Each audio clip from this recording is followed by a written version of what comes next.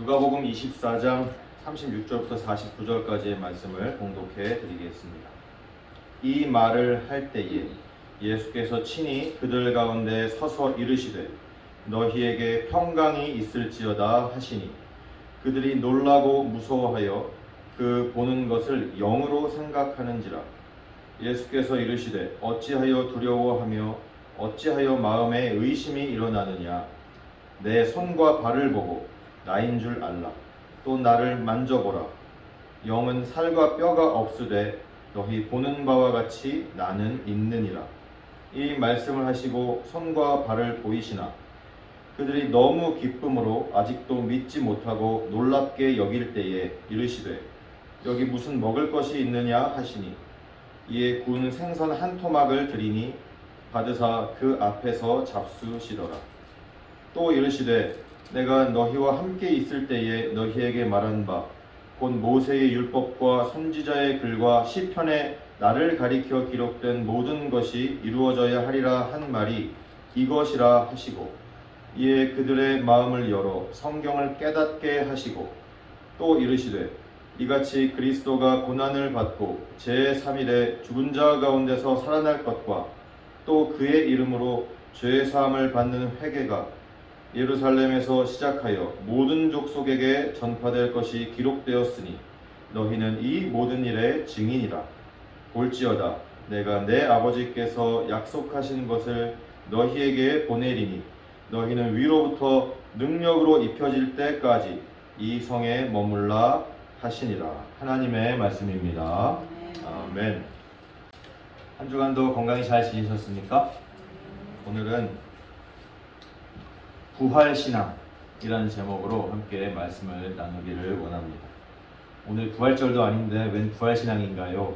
이렇게 물어보실 수도 있는데 그만큼 우리에게 부활이 가장 중요한 것이기 때문입니다. 믿습니까? 여러분 혹시 기억하실지 모르겠는데 지난 4월 첫 주가 부활절이었습니다. 벌써 거의 4, 5개월 전쯤에 있었던 일인데 그때 제가 부활절 설교로 부활의 증거라는 제목으로 말씀을 전했었습니다. 그때 예수님의 십자가상의 죽으심과 부활이 사실이다. 역사적인 사실이고 실제 있었던 일이다. 라고 여러 가지 성경은 물론이고 성경 이외의 다른 역사적인 기록들, 역사가들의 말들, 그리고 정황적인 증거들 이런 것들을 함께 나눴었습니다. 혹시 기억하십니까? 네. 혹시 기억 안 나시면 유튜브에 요즘은 참 시절이 좋아서 유튜브에 다 있습니다. 한번 찾아보시면 도움이 될 것입니다. 오늘은 사실 그 설교 위에 다시 한번 이제는 그리스도인으로서 우리가 어떻게 부활신앙을 살아가야 하는가를 함께 나누기를 원합니다. 특별히 오늘은 누가복음 설교가 마지막인 날입니다. 8월 마지막 주로 누가복음 설교를 마치려고 합니다. 그래서 사실 오늘 제가 누가복음을 주로 전해왔지만 이 누가복음을 포함한 다른 마태, 마가, 요한복음까지 다 살펴보면 이 모든 복음서는 마지막에 어떻게 끝나냐면 예수님의 부활로 끝이 납니다. 예수님의 부활과 승천으로 끝이 나게 되어 있습니다. 결국 뭐냐 하면 이 마지막 때를 살아가는 우리들이 가슴 깊이 마지막까지 품고 믿어야 할 것은 뭐다? 바로 부활이다. 아멘. 사망 권세 깨트리시고 승리하신 부활하신 예수 그리스도를 믿는 믿음이 가장 중요하다. 이렇게 성경은 말씀하고 있는 것입니다. 그래서 오늘 예수님의 부활을 믿는 우리들이 어떠한 부활 신앙으로 살아가야 하는가 그것을 함께 나눠보기를 원합니다. 여러분 제가 다시 한번 물어볼게요. 예수님의 부활을 믿습니까? 네. 예수님이 정말 죽었다가 다시 살아나신 걸 믿으세요? 네. 대단하십니다. 죽었다가 사람이 살아난 걸 믿다니 대단하십니다. 목사님 제가 믿음이 너무 없죠, 그죠? 그리고 고린도전서 15장 3절부터 8절에 이런 말씀이 있어요. 내가 받은 것을 먼저 너희에게 전하였노니 이는 성경대로 그리스도께서 우리 죄를 위하여 죽으시고 장사 지낸 바 되셨다가 성경대로 사흘 만에 다시 살아나사 게바에게 보이시고, 게바는 베드로입니다. 베드로에게 보이시고 후에 12제자에게와 그 후에 500여 형제에게 일시에 보이셨나니 그 중에 지금까지 대다수는 살아있고 어떤 사람은 잠들었으며 그 후에 야고보에게 보이셨으며 그 후에 모든 사도에게와 맨 나중에 만삭되지 못하여 난 자 같은 나에게도, 바울 사도를 얘기하는 겁니다. 나에게도 보이셨느니라. 이렇게 말씀하고 있습니다. 실제로 부활하셔서 수많은 사람들에게 보이셨다. 이렇게 얘기해요. 어떤 성경학자는 40일 동안 부활하고 40일 동안 이 땅에 계셨는데 어떤 성경학자는 약 4,000명 정도가 목격했다. 부활하신 예수님을. 그렇게 얘기하기도 합니다. 그리고 예수님은 부활하셨어요. 근데 중요한 건 뭐냐면 성경은 예수님의 부활이 끝이 아니에요. 뭐라고 얘기하고 있냐면 너희도 똑같이 부활할 것이다. 아멘. 이것이 이제 그 다음 문제예요. 제가 물어볼게요. 여러분도 예수님처럼 죽었다가 똑같이 부활할 걸 믿습니까? 네. 아리까리 합니까? 예수님은 뭐 하나님의 아들이니까 부활하실 것 같은데 나는 그런 생각이 드시죠, 그죠? 예수님이 비슷한 질문을 실제로 하셨어요. 여러분, 그 나사로라는 사람이 죽었습니다. 그 나사로의 동생 마르다에게 예수님이 이렇게 물어보셨어요. 나는 부활이요 생명이니 나를 믿는 자는 죽어도 살겠고 살아서 나를 믿는 자는 영원히 죽지 아니하리니 이것을 네가 믿느냐? 여러분 아멘입니까? 네. 노멘입니까?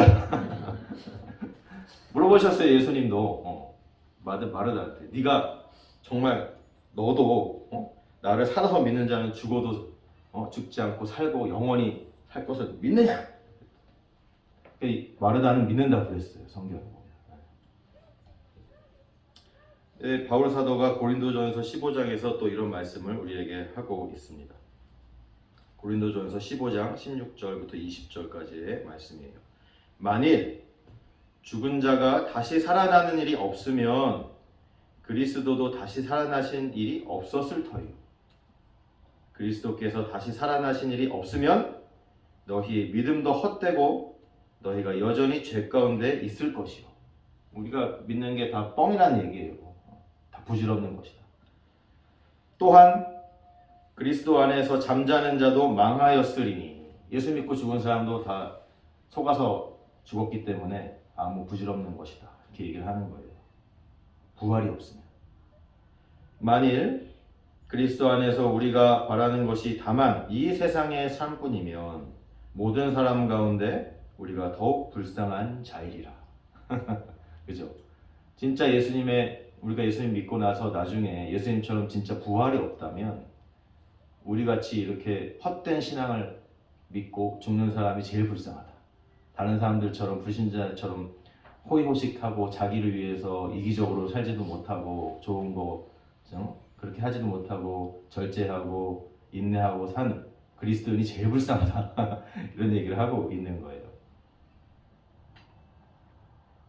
그러나 이렇게 말씀하십니다. 그러나 이제 그리스도께서 죽은 자 가운데서 다시 살아나사 잠자는 자들의 첫 열매가 되셨도다.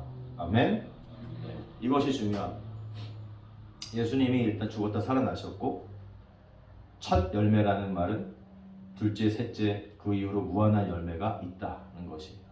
예수님이 대표적으로 처음 이렇게 살아나셨고 이제 예수 믿고 죽은 사람도 다 똑같이 살아날 것이다. 아멘. 네, 이렇게 말씀하고 있는 것입니다. 이것까지 믿어야 예수 믿는 거예요, 여러분. 여러분 믿으십니까? 여러분 성경을 자세히 열심히 보시면 저희가 이제 성경을 요즘 열심히 읽고 있는데 성경 잘 읽어야 됩니다. 그래야지 제가 지금부터 하는 얘기를 다 이미 알고 계신 얘기여야 돼요. 무슨 얘기냐면 성경에서 죽었다 살아난 사람이 예수님 말고 또 있을까요? 있어요.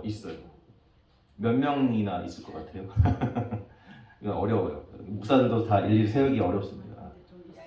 왜 적지 않은 수가 살아났어요? 적지 않은 수가. 여러분. 정확히 얘기하면 수많은 사람이 죽었다가 살아났습니다. 제가 지금부터 얘기해 드릴 텐데 성경을 읽으신 분들은 성경에 일독 이상 하신 분들은 아는 얘기입니다. 제가 짧게 말씀드릴게요. 그 구약 성경에 죽었다 살아난 사람이 적어도 3명이 나옵니다. 엘리야 선지자가 사르밧 과부의 죽은 아들을 기도로 살립니다. 그런 얘기가 나옵니다. 열왕기 상에 나와요. 열왕기 하에 가면 엘리야의 제자 엘리사가 수넴 여인의 죽은 아들을 살립니다. 그리고 엘리사는 죽은 이후에도 기적이 일어나는데 어떤 사람이 죽었는데 관에 들고서 이제 장사 지내러 가다가 관이 놓쳤어요. 그 시체를 놓쳤는데 떼굴떼굴 굴러가지고 옆에 있던 엘리사 무덤의 뼈에 그 시체가 닿았더니 죽었던 사람이 살아났더라. 이런 기록이 열왕기 하에도 있습니다. 적어도 3번 이렇게 구약에 부활이 실제 있었던 것이 나옵니다. 신약에는 더 많습니다. 신약. 예수님이 직접 죽은 사람을 살린 적이 있죠, 그죠? 나인성이라는 곳에 과부의 아들이 죽었는데 예수님이 살리셨습니다. 누가복음에 나와요. 그리고 유명한 장면은 예수님이 회당장 야이로의 죽은 딸을 살리셨습니다. 그리고 오늘 제가 아까도 얘기한 그 나사로, 그죠? 마르다와 마리아의 오라버니 죽은 나사로를 살렸습니다. 심지어 그 장면에는 뭐라고 얘기 나오냐면 죽은 지 나흘이나 지나서 이미 시체 썩는 냄새가 나고 있는데 예수님이 살리셨습니다. 아멘. 그것뿐이 아니에요. 뭐 예수님이 부활하셨잖아요. 본인이 스스로.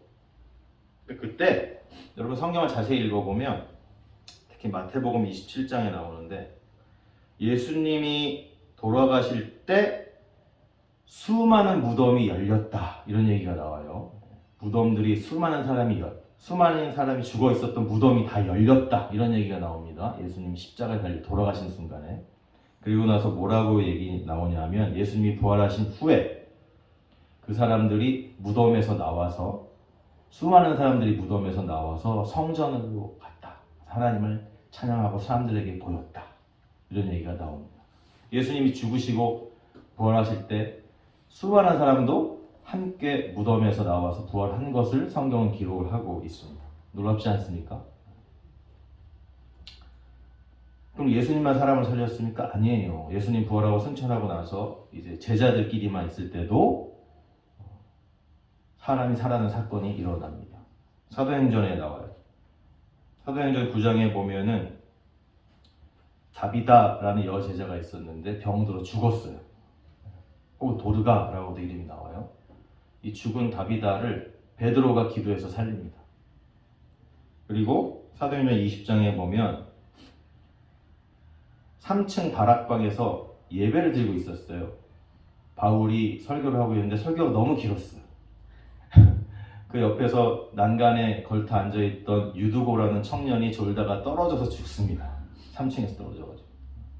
그런데 바울이 기도하여 살립니다. 아멘. 수많은 부활의 사건이 성경에 이미 기록되어 있습니다. 예수님이 부활하신 줄로 믿습니까? 여러분도 똑같이 예수님처럼 부활할 줄로 믿으시기 바랍니다. 아멘. 이것이 되게 중요합니다. 이것을 정말 내가 생생하게 믿고 사는 사람과 그렇지 않는 사람의 삶은 천지 차이가 일어나게 됩니다. 여러분, 예수님의 부활을 우리가 믿고 또한 나 또한 그렇게 예수님처럼 부활할 것을 믿는다면 이제는 기본 준비가 된 거예요. 이게 부활 신앙을, 오늘 설교 제목인 부활 신앙을 살아갈 수 있는 기본 준비가 이게 된 것입니다. 여러분 준비가 되셨나요? 설교 들을 준비가 되셨나요? 이게 두 가지가 안 되면 이 설교가 의미가 없어요. 지금부터 예수님의 부활을 믿고 나도 예수님처럼 부활할 것을 믿으시기 바랍니다. 아멘. 그래야 이 코로나 시대에 이 말세를 우리가 지금 살아가고 있는데 이 마지막 때에 우리가 정말 믿고 따라야 할 진정한 부활 신앙이 무엇인지 오늘 말씀을 통해서 우리가 마음에 새길 수가 있는 것입니다. 아멘. 첫 번째로 오늘 말씀에 보면 부활 신앙이 뭐냐면 바로 진정한 평화를 누리는 삶이 부활 신앙인 것입니다. 무슨 얘기냐? 오늘 예수님이 이제 부활하신 이후에 제자들하고 만나는 장면이 오늘 본문에 나와요. 저희가 36절부터 읽었는데 이렇게 나오죠. 이 말을 할 때에 예수께서 친히 그들 가운데 서서 이르시되 너희에게 평강이 있을지어다 하시니, 이렇게 오늘 본문이 시작이 됩니다. 근데 이 말을 할 때가 이제 저희가 이제 앞부분을 읽지 않아서 무슨 내용인지 안 나오는데 제가 짧게 설명을 해드릴게요. 이 누가복음 24장이 어떻게 시작하냐 하면은 예수님이 부활한 이후에 이제 엠마오로 2명의 제자가 내려가고 있었어요. 그러면서 둘이 막 얘기를 하는 거예요. 무슨 얘기를 하냐면 정말 예수님이 시체가 없어졌대. 막달라 마리아하고 여자들이 예수님이 부활했다고 하는데 정말일까? 말도 안 되지. 이런 얘기를 서로 막 하면서 주고받으면서 엠마오로 2명의 제자가 내려가고 있었어요. 근데 갑자기 그 가운데 예수님이 오십니다. 근데 이 두 제자는 예수님인지 못 알아봐요. 죽은 사람이 설마 살아나겠어? 이런, 예수님이 죽어서 없고 시체가 없어졌다는데 전혀 상상도 못하고 있었던 거죠. 근데 예수님이 나타나가지고 도대체 너희들 무슨 얘기를 하고 있니? 물어보니까 아니 이 사람이 요즘 예루살렘에서 핫 이슈인 예수 시체가 사라진 사건을 모르니? 이렇게 오히려 어이없다는 듯이 대묻습니다. 예수님한테. 그러면서 한참을 같이 엠마오로 가면서 한참을 얘기를 해요. 심지어는 예수님이 그 두 제자한테 성경에서 말하는 것이 예수 그리스도고 예수 그리스도가 죽었다가 3일 만에 살아날 것에 대해서 성경을 풀어주시는데도 그때도 예수님인지 몰라요. 참 신기하죠. 그러다가 이제 같이 엠마오로 가다가 밤이 됐어요. 여관에 가서 같이 유숙을 하려고 하는데 제자가 예수님한테 얘기합니다. 예수님인지 모르고 밤 늦었으니까 함께 유숙하시죠. 예수님 사라져요. 사라지면서 그때 가서 딱 그 사람들이 딱 알게 돼요. 아, 이분이 예수님이구나. 우리가 만났던 분이 예수님이구나. 이렇게 딱 그제서야 깨닫습니다. 그러면서 그 얘기를 12제자, 11제자죠. 그죠? 가룟 유다가 죽었으니까 11제자와 다른 수많은 사람들한테 이 두 사람이 막 얘기를 해서 그 얘기를 막 하고 있는 상황이에요, 지금. 그 얘기를 막 하고 있는 말을 할 때에 그게 오늘 36절에 시작을 하는 겁니다. 이런 말을 그 두 제자와 11제자 그리고 나머지 다른 수많은 사람들이 함께 막 얘기를 하고 있어요. 이 말을 할 때에 예수께서 친히 그들 가운데 서서 이르시되, 갑자기 이렇게 되는 거예요. 여기서 그들은 누구냐 하면 11명의 제자, 사도뿐만 아니라 그들과 함께한 자들이라고 그 앞부분에 나와요. 그러니까 수많은 사람들, 예수님을 추종하던 수많은 사람들이 있었어요. 그 엠마오로 내려가 두 제자의 말을 막 들으면서 이런 일이 있었다 막 얘기를 하는데 갑자기 예수께서 친히 그들 가운데 서서 이르시되, 갑자기 확 나타나신 거예요. 시간과 공간을 초월하셔서 부활하신 예수님이 그 한 몇십 명 모여있는 자리에 갑자기 딱 하고 이렇게 나타나신 상황이에요. 지금 놀랍지 않습니까? 이런 상황이에요. 갑자기 짠 이렇게 나타나셨어요. 그러면서 예수님이 하신 얘기가 너희에게 평강이 있을지어다. 여러분 이거 되게 유대인들 사이에 유명한 인사입니다. 여러분 샬롬 아시죠? 이거예요. 샬롬 히브리어예요. 구약 성경이 기록된 히브리어 샬롬 평화. 네, 여기는 이제 신약 성경이니까 샬롬이 아니라 헬라어로는 에이레네라고 인사를 하는 겁니다. 어쨌든 예수님이 갑자기 딱 나타나가지고 그런 인사를 하니까 깜짝 놀란 거죠. 깜짝 놀랐어요. 사람들이 유령이 나타났구나. 이런 얘기가 지금 이제 시작이 되는 거예요. 근데 오늘 제가 첫 번째로 부활신앙은 평화를 누리는 것이다 라고 이렇게 얘기를 시작했습니다. 오늘 예수님이 부활하셔서 제자들한테 딱 나타나시면서 너희에게 평강이 있을지어다 이렇게 말씀하셨잖아요. 이 샬롬, 평화라는 인사는 유대인들이 흔히 하는 인사예요. 이제 요즘도 많이 하죠. 한때 한국 교회에서도 이 샬롬이라는 인사가 어마어마하게 했었어요. 우리 한번 인사해 볼까요? 샬롬. 발음을 잘 하셔야 됩니다. 샬롬이에요. 평화예요, 평화. 평화. 발음을 잘 하셔야 됩니다. 평화예요, 평화. 근데 이게 유대인들이 흔히 하는 인사이기 때문에 그냥 우리가 아침에 굿모닝 이렇게 하는 것처럼 흔히 하는 인사예요. 그런데 이 인사를 예수님이 했는데 그냥 우리가 그냥 흔히 하는 보통 인사로 넘어갈 수 있겠지만 부활하신 예수님이 하신 인사이기 때문에 그냥 넘어갈 수가 없는 거예요. 왜 그런지 아세요? 여러분, 예수님이 이 땅에 오셨을 때 평화의 왕으로 오셨기 때문입니다. 아멘? 네, 그냥 오신 하나님의 아들이 아니에요. 평화의 왕으로 오셨어요. 누가복음의 2장 앞부분에 보면은 이거 지난 금요일까지 성경 통독한 내용에 들어갑니다.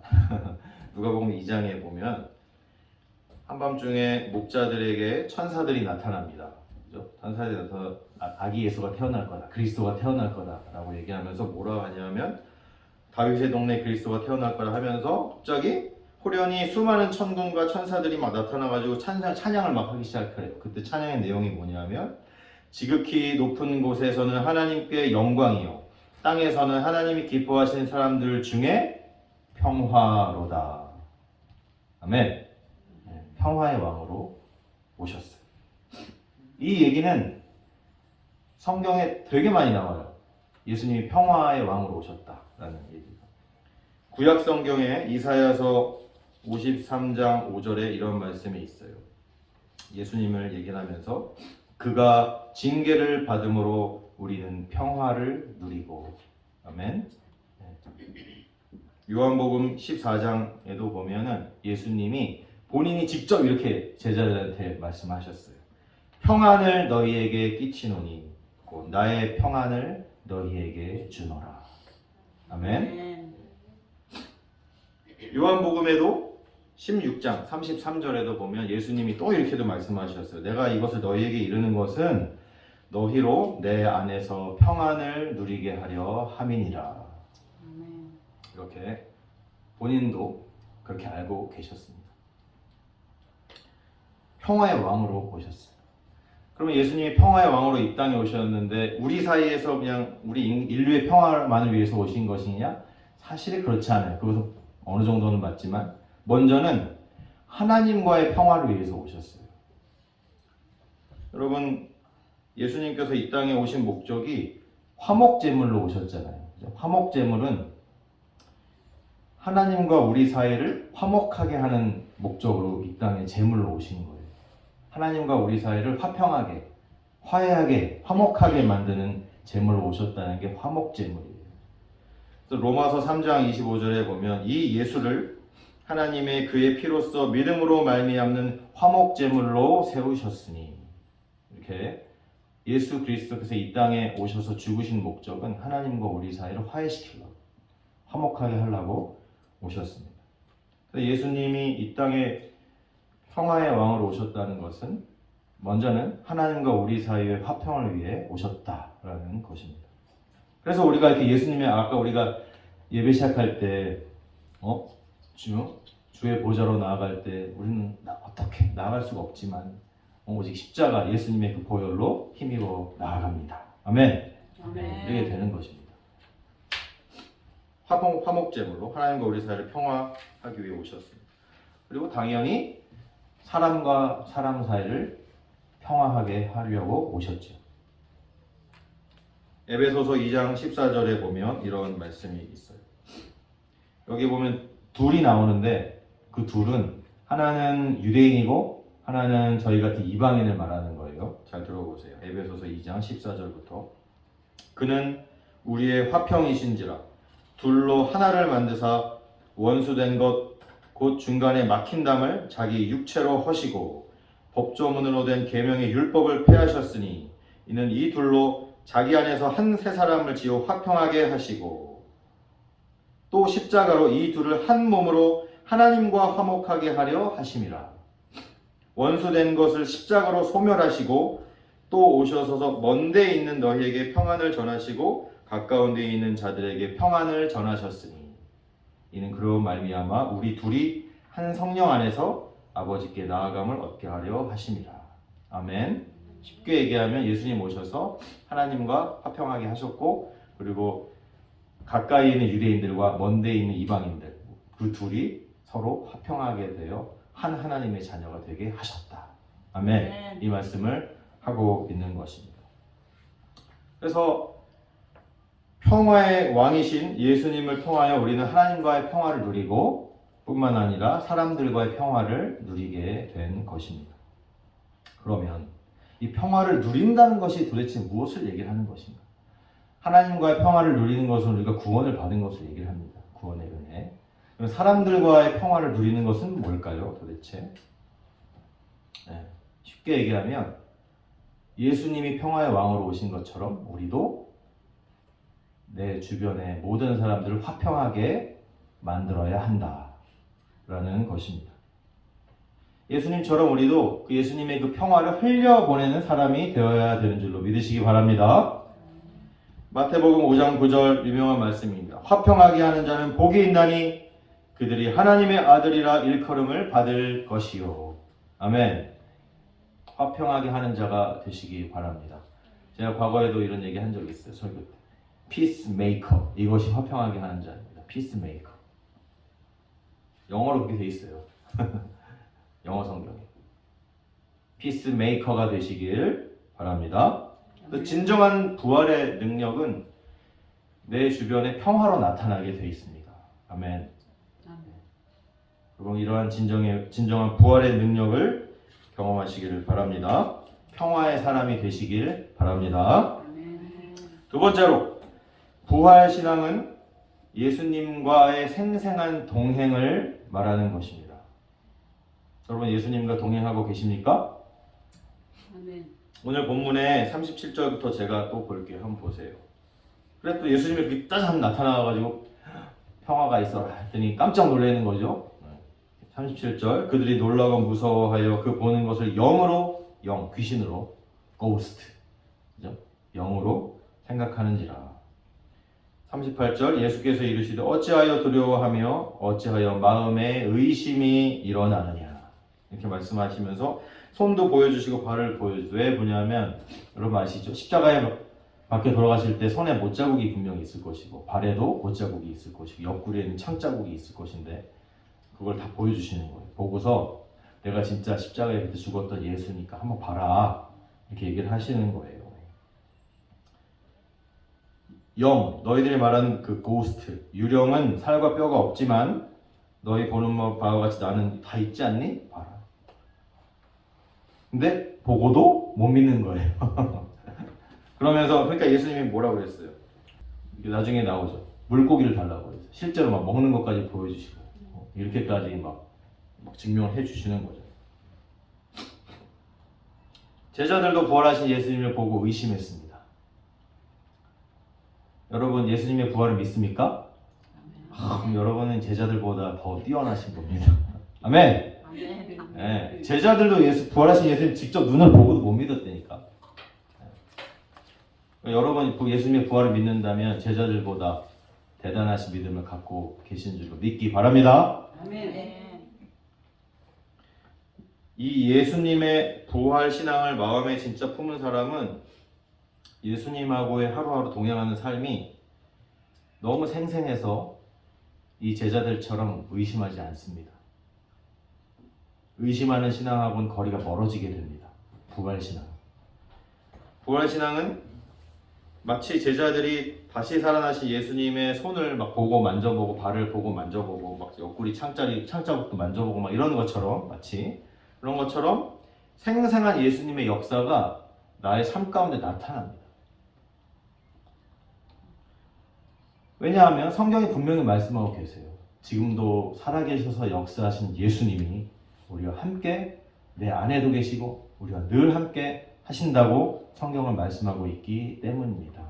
아멘. 아멘. 여러분 정말 그렇게 예수님하고 생생한 동행하는 삶을 살고 싶지 않으세요? 않으세요? 그래서 이런 게 있어요. 보세요. 잘 생각해 보세요. 자신의 믿음을 다시 한번 잘 생각해 보세요. 믿음을 너무 추상적으로 혹은 피상적으로 너무 머리로만 지식적으로만 이렇게 받아들이는 사람은 이 부활 신앙이라는 것을 절대 경험할 수가 없습니다.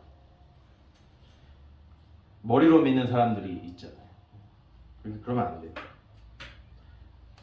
예수님이 내 죄를 위해 돌아가셨고 3일 만에 부활하셨고 그것을 믿는 것이 믿음인데, 그것이 단순히 머리에서 지식적으로 믿는 믿음에서 나의 마음으로 그리고 나의 전 인격으로 받아들이는 믿음으로 변화되어야 합니다. 그래야지만 이 부활 신앙으로 나아갈 수가 있습니다. 그러면 이러한 진정한 부활 신앙으로 우리가 나아가려면 어떻게 해야 하는가? 예수님이 생선 한 토막 드시고 나서 뭐라고 그랬습니까? 뭘 하셨냐 하면 오늘 성경에 보면 44, 45절에 보면 성경을 풀어주셨어요. 내가 너희와 함께 있을 때 너희에게 말한 바 모세의 율법과 선지자의 글과 시편이 나를 기록된 이 모든 것이 이루어져야 한다고 했지 않니? 그러면서 예수님이 성경을 풀어주세요. 45절 이에 그들의 마음을 열어 성경을 깨닫게 하시고. 아멘. 이게 돼야 됩니다. 이게. 제자들이 예수님 만나고 부활을 못 믿었죠. 보고도 못 믿었죠. 보고도 마음에 의심했어요. 못 믿었어요. 그랬더니 예수님이 나중에 성경을 통하여 깨닫게 해주시니까 아하, 믿어지게 된 것입니다. 아멘. 마음을 열어 성경을 깨달으시기 바랍니다. 아멘. 여러분, 예수님을 믿는 믿음일이 단순히 예전에 우리 소시적에 중고등학교 때 시험 공부하듯이 교과서를 딸딸딸 이렇게 읽어가지고 시험 공부 많이 하셨죠, 그죠? 당일치기도 하고 막 밤새서 교과서를 막 읽으면서 시험 공부 해 보셨잖아요. 그럴 때처럼 교과서 딸딸 외우듯이 시험을 준비하듯이 이렇게 믿음을 받아들이면 안 됩니다. 굳이 그 식으로 얘기하자면 교과서를 딸딸 암기하는 것을 넘어 교과서를 깨달아야 합니다. 아멘. 그래야지. 그게 뭐야? 성경을 깨달으라는 얘기예요. 오늘 예수님이 하신 것처럼 깨달음이 있어야 돼요. 성경은 무슨 뭐 소설책 같은 게 아니에요. 그렇다고 단순한 역사책도 아니고 그냥 시간 때우려고 보는 잡지책도 더더욱 아닙니다. 성경은 우리 저번에 성경 공부 시간에도 우리가 한번 얘기한 적이 있는데, 인생을 어떻게 살아가는가를 우리에게 알려주시는 인생 설명서입니다. 인생 설명서. 그래서 이것이 그냥 지식적으로 교과서 우리가 암기하듯이 그렇게 알아서 그런 걸로 끝나면 정말 소설책만도 못하는 것이 성경입니다. 그렇게 끝나면 안 됩니다. 성경의 내용이 내 마음에 들어와서 깨달아져야 됩니다. 깨달아져요. 그래야 나의 인생을 인도하시는 등불이요 빛이 되시는 줄로 믿기 바랍니다. 그래서 시편 119편의 유명한 말씀이, 주의 말씀은 내 발의 등이요 내 길의 빛이니이다. 아멘. 이게 되는 거예요. 그래요. 오늘 예수님이 그러한 작업을 제자들과 함께 해주시고 계시는 거예요. 근데 도대체 부활한 예수를 직접 봐도 믿지도 않으시니까. 그러니까 예수님이 성경을 다 이렇게 풀어주시면서 제자들이 성경을 깨닫게 도와주셨습니다.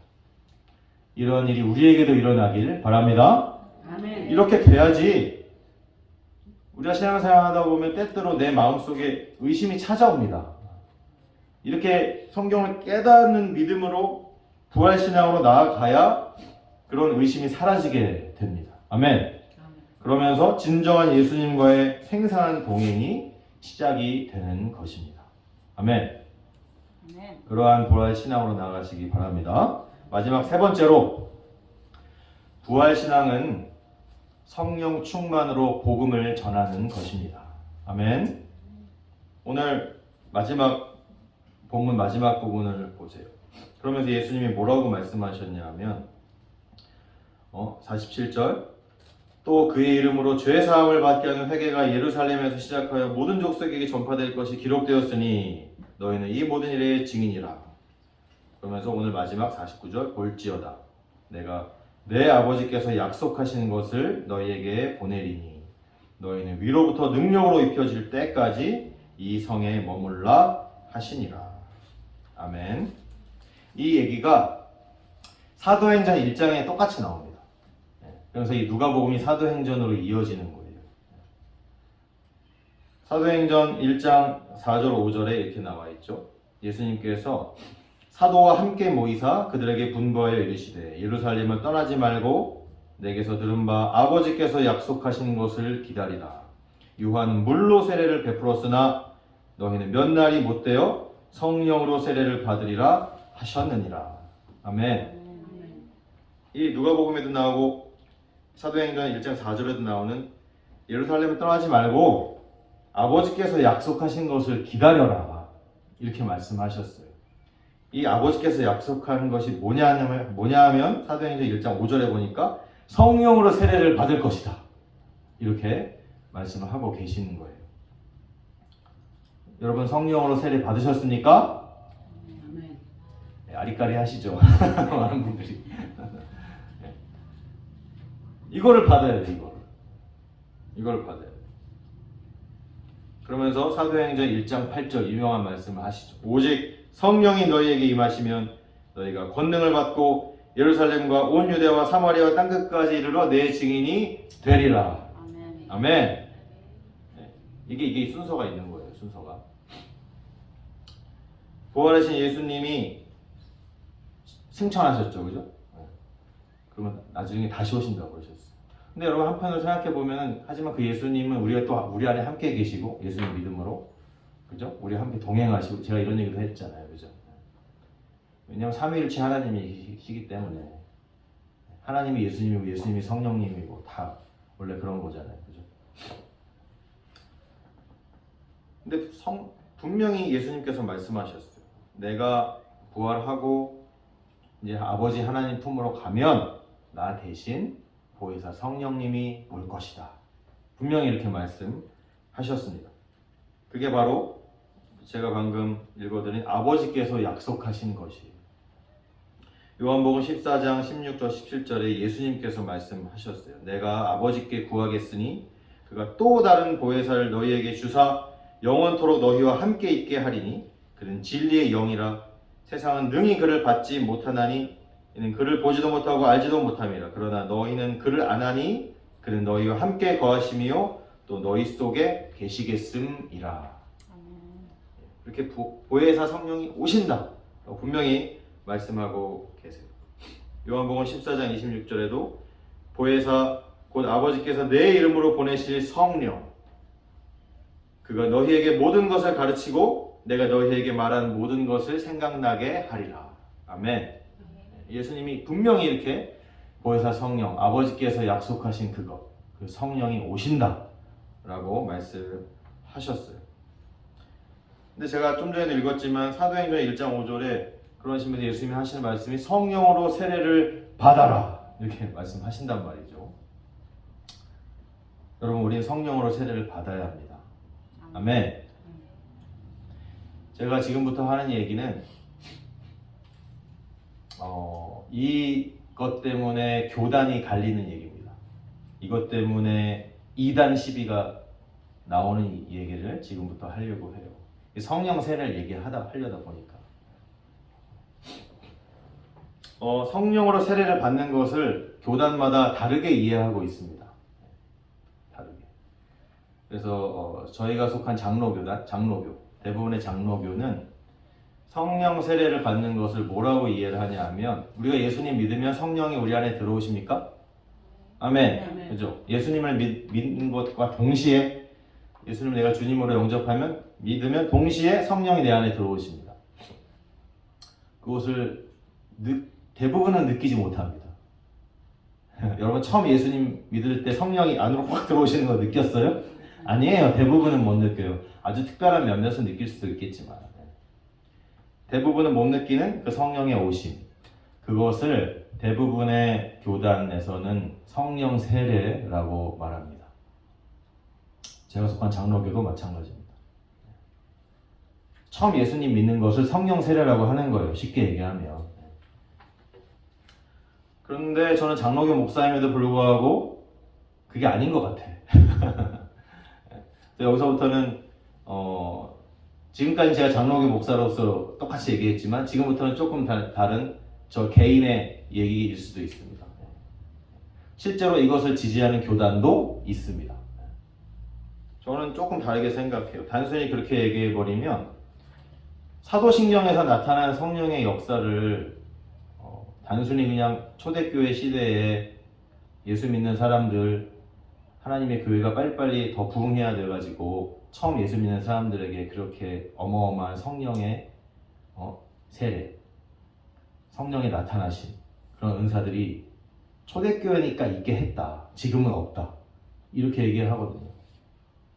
처음 예수 믿을 때 우리가 앞으로 이제 사도행전 말씀을 나눌 건데 사도행전에 보면 처음 예수 믿을 때 막 불 떨어지고 막 방언하고 예언하고 막 그러잖아요. 그런 것이 지금은 없다라고 얘기를 하는 거예요. 대부분의 정통 교단에서. 처음 그냥 예수 믿는 게 성령 세례다. 이렇게 얘기를 해버리는 거예요. 근데 저는 양심의 꺼립니다. 그렇게 얘기해버리면 목사로서. 왜냐면 제가 지금까지 신앙생활을 해온 게 그렇지가 않기 때문에. 근데 저는 조금 다르게 생각합니다. 정통 교단에서 말하는 성령 세례와. 뭐라고 저는 생각하냐면 처음 성령 충만을 경험하는 것이 성령 세례라고 저는 생각합니다. 성령 세례는 한 번이에요. 한 번. 최초로 내가 성령을 충만을 경험하는 거. 여러분 성령 충만을 경험하면은 성령이 느껴지기 시작합니다. 아멘. 아멘. 여러분 그런 경험 해보셨습니까? 내가 처음 그냥 예수님 믿기로 결심하고 내가 이제 예수님 믿습니다. 이렇게 했을 때 성령이 느껴지는 사람은 별로 없습니다. 그냥 성령이 들어오시지만 그게 느껴지진 않아요. 왜냐하면 내 안에 충만히 거하시지는 않기 때문에. 그런데 내가 신앙생활 하다가 성령이 느껴질 정도로 막 충만하게 느껴질 때가 있어요. 그것을 성령 세례라고 저는 생각합니다. 그 최초의 성령 충만 경험, 그것이 성령 세례라고 저는 생각합니다. 그럼 최초의 성령 충만을 성령 세례라고 하면 성령 세례는 한 번입니까? 두 번입니까? 세 번입니까? 한 번밖에 없는 거예요. 마치 우리가 세례를 한 번 받듯이.